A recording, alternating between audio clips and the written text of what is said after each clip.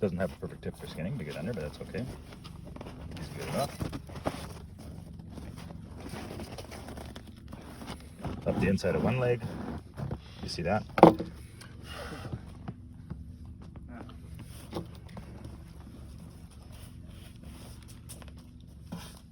They sure do shed. Yeah, the fur is not very durable, rabbits. So Eventually the fur will fall out. So if you think of making a coat of it, it'll... That's 3 years old though, and no tanning. Right? So if it's not subject to abuse and some things, it was just all the fat taken off and then dried. So it'll eventually rot. And if the bugs find it, it's a goner. Dried how, Kelly? Just laid out and dried? Yeah. Just in the sun? Well, turned inside out, so the right, because it's tube skinned. You'll see here in a second. Yeah, that's Pixie look.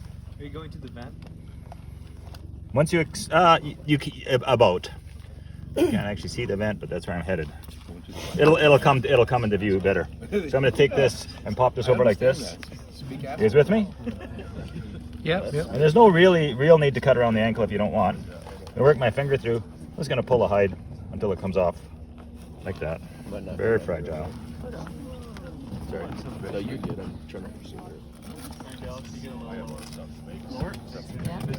Chicken wings. We can just like double stack. So you want to be careful around the tummy because that's the where all the entrails are, and it's quite fragile. So I'm going to work my fingers around because they're in sex organs and vent, all that stuff's down here. I'm just going to work my fingers. I'm tainting the meat.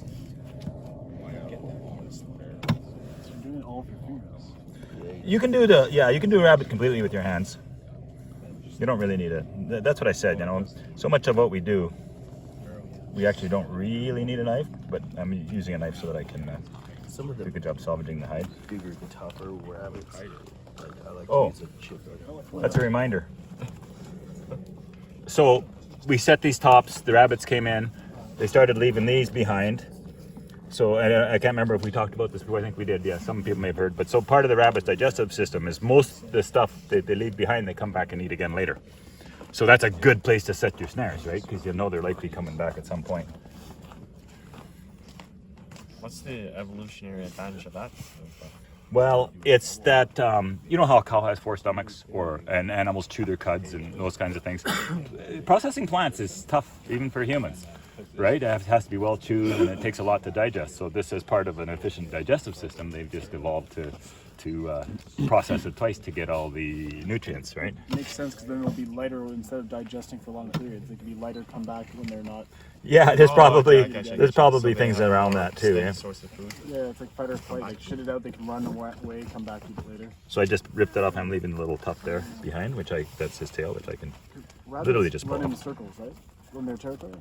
They don't. A rabbit will live and die in a fairly small area. Yeah, That's right. Like they'll go in a circle. So if it's getting chased, it'll shit somewhere, run away, and at some point it's gonna come right back on its path. Just gonna cut that off for looks.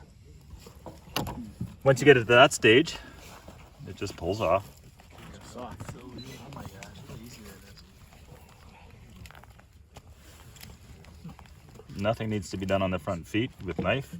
Again, we're just gonna poke our fingers through. Yep.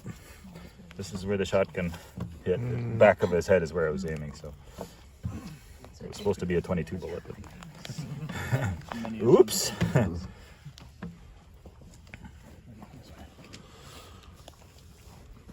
Nice and warm, so you can do this in the cold.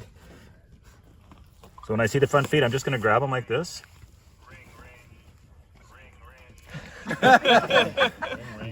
That's my ring. That's my ring, by the way. So I can actually just pull this foot through like this. Okay.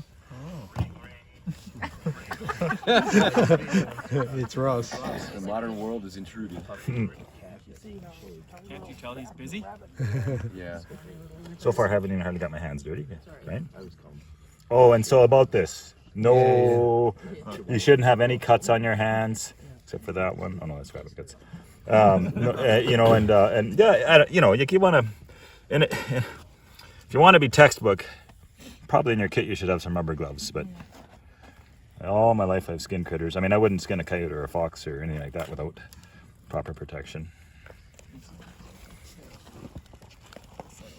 Now at this stage, What are you concerned about getting from a coyote or a fox? I'll give you a list. But oh my goodness, there's a couple of nasty things. There's 2 real wicked ones, but one in particular that's actually kind of a concern. Yeah, people are catching stuff. What did you call it? Echinococcus multilocularis. It's a tapeworm and it'll kill you dead. Glad you said that.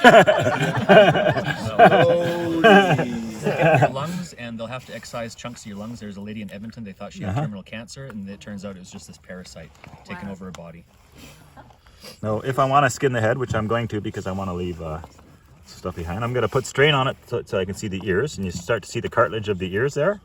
So pull tight, cartilage of the ear, and underneath, pull tight. This is the same for everything, squirrel and whatever, cartilage, pull tight. So this is about the only place you got to use a knife is starting and finishing. And without a knife, it's possible, but it's a little bit, I put a nick in it already.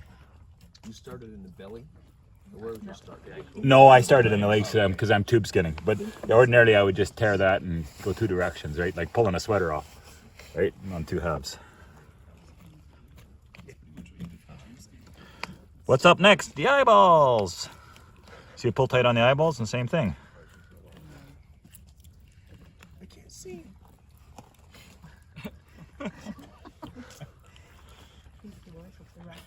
If this was a survival situation, I'd already had that head lopped off and gone. If it was a severe survival situation, I'd be. Moore says it's deappetizing, and I've never actually done it, but singe the hair off so that just the skin remains, and then boil the entire rabbit. Yeah, which. Got to know. Everything, yeah. I was invited to a First Nation party, and they had gophers, like ground squirrels like that. And the whole thing just tasted like burned hair. Yeah. But there wasn't a scrap of calories that you didn't take advantage of. So the next place is along the sides of the mouth. The teeth sometimes is a little bit tenacious. The chin.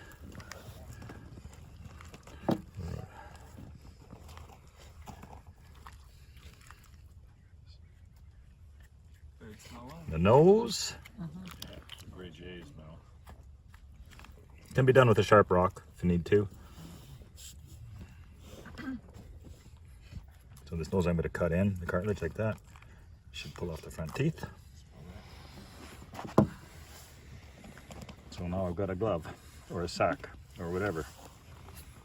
So if I wanted to preserve this hide, the biggest thing is for short term, just make sure you pick all the fat off because the fat will go rancid and rot the hide, right? Any little bits of fat or whatever.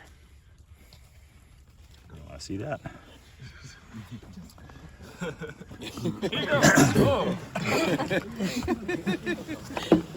Okay, so let's process the meat on this puppy. So the bulk of the meat on a rabbit, look at how they're built, is on the back legs. Look at a little teeny bit on the back. So I do things a little bit backwards than most people. This is how the natives do things. So I'm putting a little strain on that so I can pop the cartilage in the joint.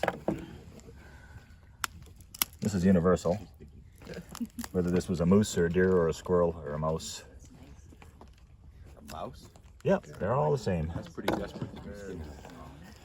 Well, you figure out how to get 100 of them. So Ben, how's that a lucky rabbit's foot? yeah, I know. I don't know who come up with that because boy, this sure was unlucky for somebody. I guess because they're probably easy to preserve, right? That's all the point of view, I guess. How do you preserve the rabbit's foot? If you don't do anything, just let it dry. You'd be amazed at how long that would last. So that's probably why it's just such an easy thing to give to a kid or something. Yeah, exactly. That's probably how it started. It was more of a. Imagine showing this to a Kelly, kid for can the I first time. point something out? So if we go back to my little talk on sinew, this is what it looks like right there. It's that shimmery, silvery kind of stuff right there.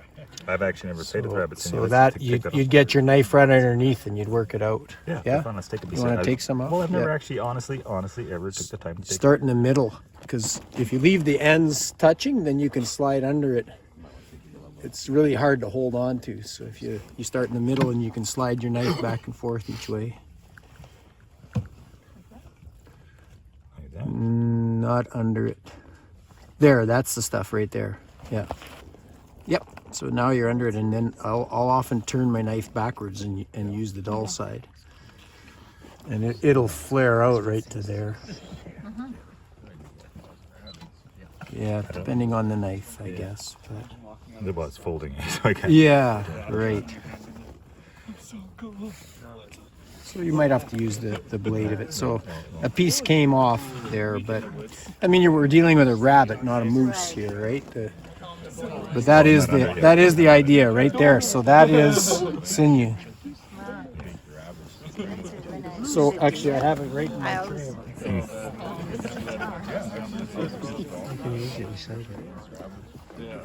So If you were making the glove, you would have just chopped the head. You just like chopped head, chopped legs, body. if you're in a rush and you got a bunch of them to do, and depending on how much you want to use. So I do things a little different. Notice I haven't gutted them yet.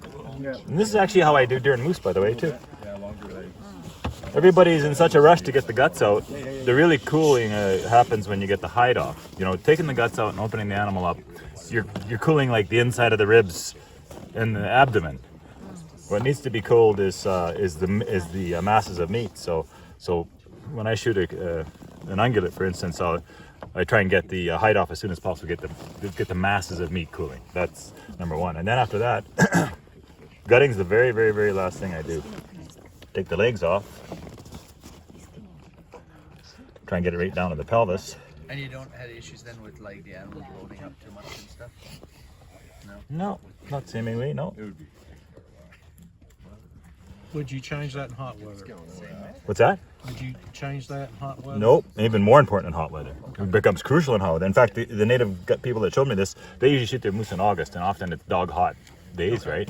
So it's kind of a bit of a panic to get the meat cooled, right? Once the meat's cooled, like people, we don't understand. Like we're so used to having perfect refrigeration all the time. Once meat's cooled, room temperature, out of direct sunlight, circulating air. You're good for weeks. You can hang that thing for a couple of weeks at those temperatures. Everybody doesn't realize that. Go to other places in the world and you'll see chickens hanging under canopies that are been there for. When I was in Afghanistan, the first time I went outside the wire, I was shocked. There was like open butcher meats, and I watched a guy kill a cow and gut it right on the side of the ditch. And then they were packing quarters in and hanging them, and we come back the next day and they're still hanging there in the open air. It was December in Afghanistan, but it's not like it was cold, but it wasn't like fridge cold. So I've taken that out and done the right at the hip socket, and basically cleaned this rabbit down to its pelvis. I'm gonna do the same thing on the other side. Looks like a chicken wing. It chicken does. leg. Yeah.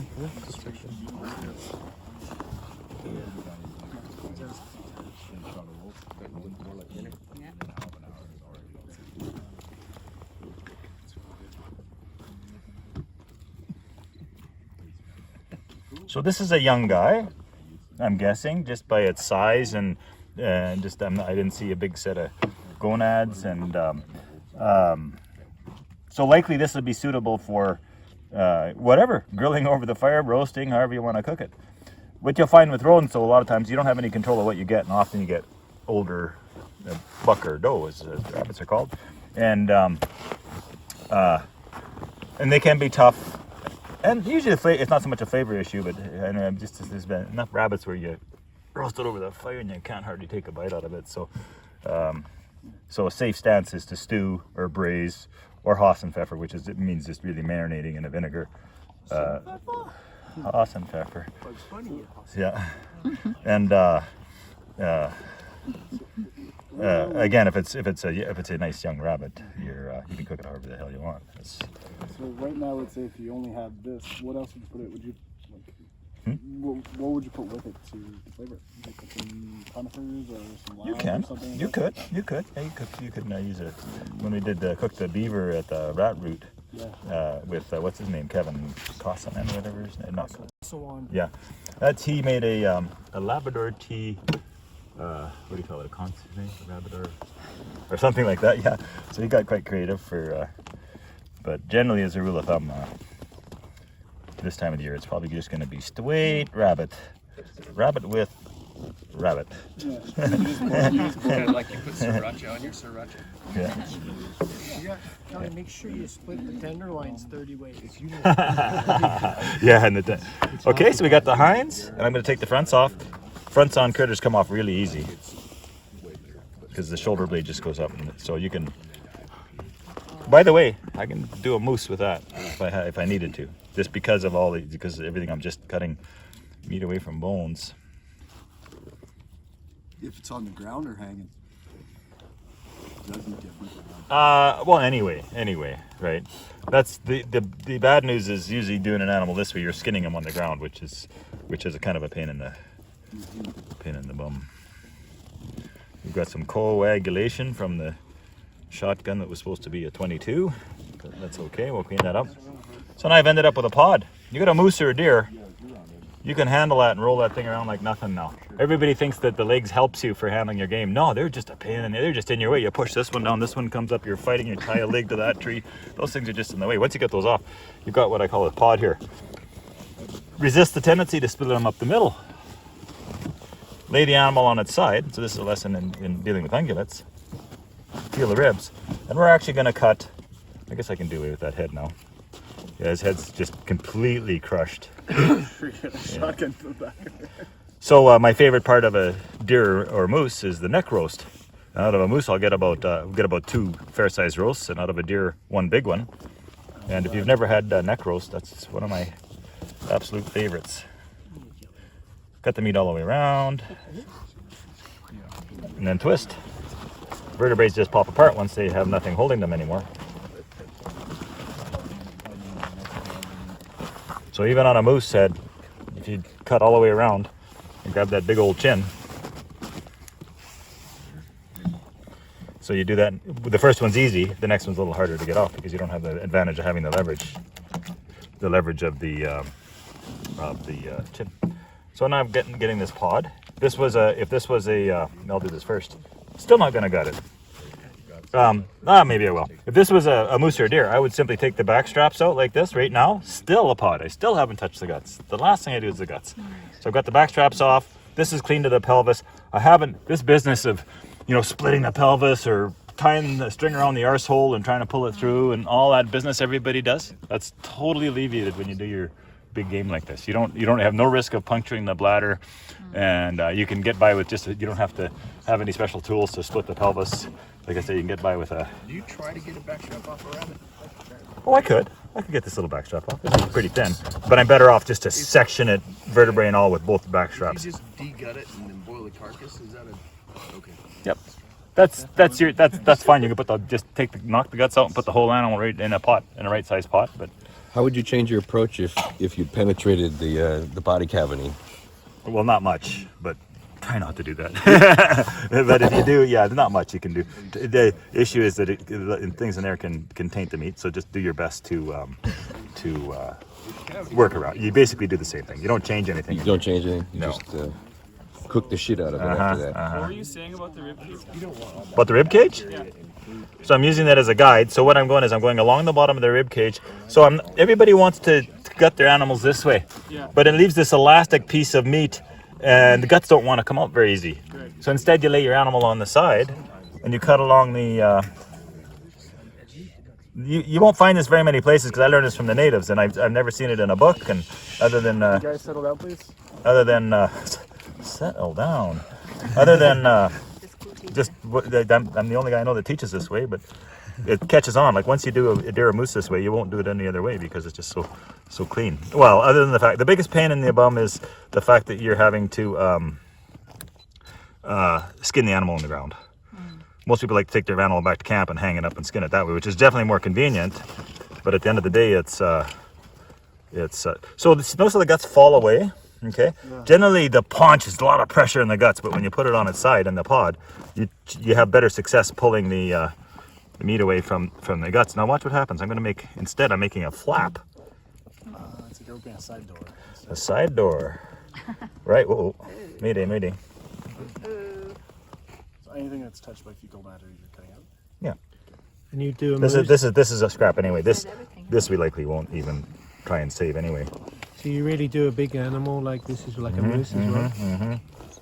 This is particularly what I use this for. Rabbit's not so important, but okay. Now, if this was a moose or a deer, I can grab this pod, one hand on a moose, basically maybe two, lift up, and I just simply flop them over and watch what happens to the guts.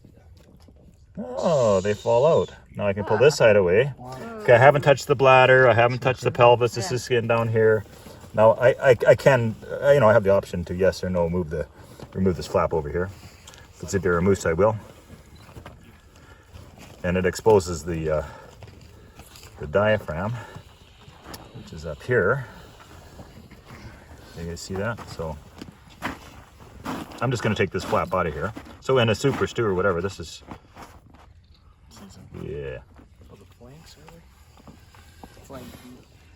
Skirt is what it's called often. That is What? beef. If you have beef skirt, it's Skirt. Okay, good.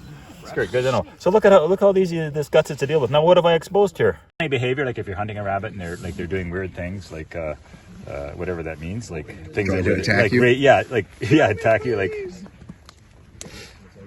You see how I did that? Yeah, that's a dangerous cut. How am I controlling my follow through? Right. I'm not gonna it doesn't matter which way the knife's blade's pointed. What matters is the follow through. Yeah, that's it. Okay. Any questions on that so far? Well, we're kind of done, I guess. We're ready to go in the pot. A little bit.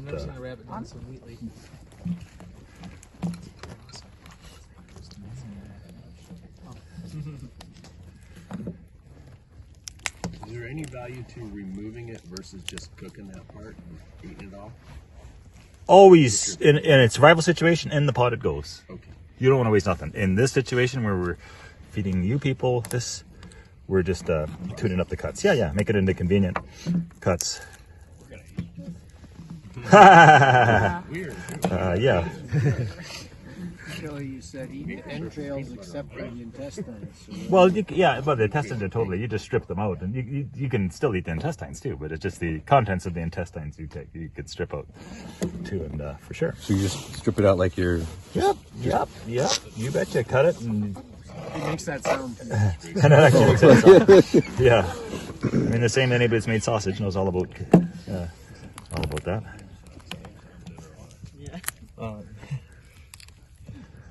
What's your theories on stomach contents? I've been told there's some stuff you can eat.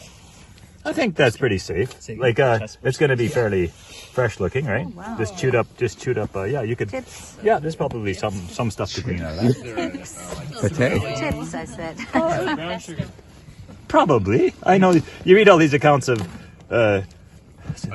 primitive cultures eating, eating a little bit vinegary, even the contents from the digestive fluids in the stomach, and like steaming or cooking the stomach complete with its contents in it, eating it. And that I've never done it, but probably, yeah.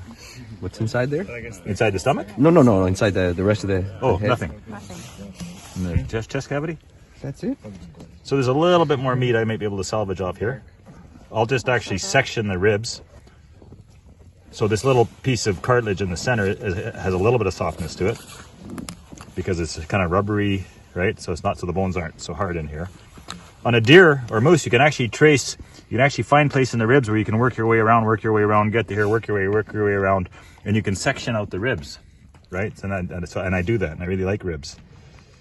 In this case, Getting them removed from the spine. from the spine, Yeah. Just crack them? you push down until you hear a little pop, and they've actually got little ball joints where they actually attach, and you actually cut down right to the. I'll show you. You'd be surprised what you can do with just a little bit of force and a pocket. Deer too. Absolument. I've fed a lot of people turn their nose up at deer ribs, and I don't know how many people I've converted. And it's because they're actually they're overlooked often, and often they're actually pretty damn good. You're talking about not just trimming the meat from between the ribs. Right. You're talking about taking the whole rib. I like this section of ribs. Yeah. And actually, when I shoot an animal, that's a great thing to do because you're fairly early on onto the. You can section a chunk of ribs out, and then you get a fire going, let it burn down the coals, and just absolutely throw the rack of ribs right on the coals. Just and then turn it, and then you pick it up, and you're pulling it apart, and you're eating it right on the spot. It's a good thing. It's a good thing to eat. Right on the. Done that before.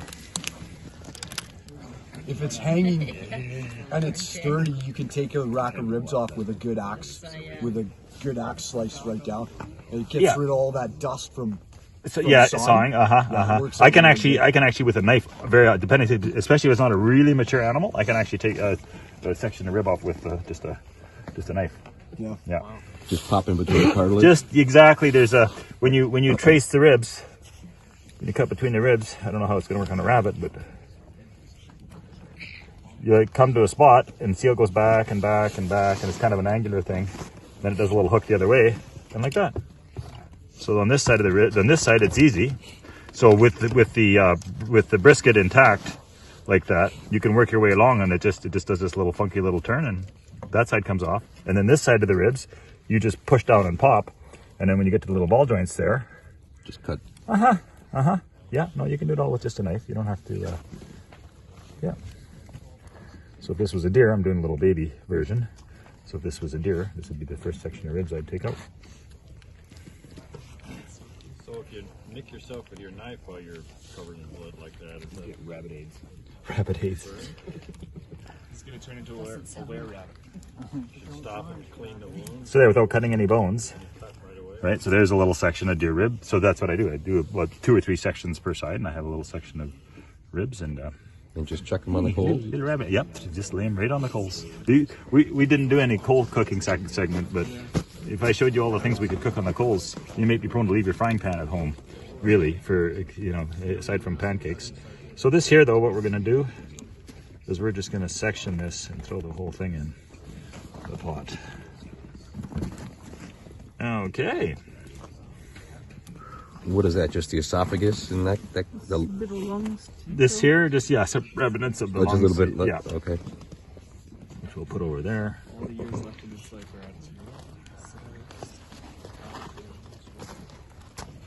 And just in the essence of time, I'm actually the rabbit bones are soft. I'm just gonna I'll section this. I'll section this side off. And a little rabbit like this and a knife, I can actually just cut right through just to expedite. Quit pretending it's a moose or a deer and actually treat it like a rabbit. Some coagulation. Your hands got to be.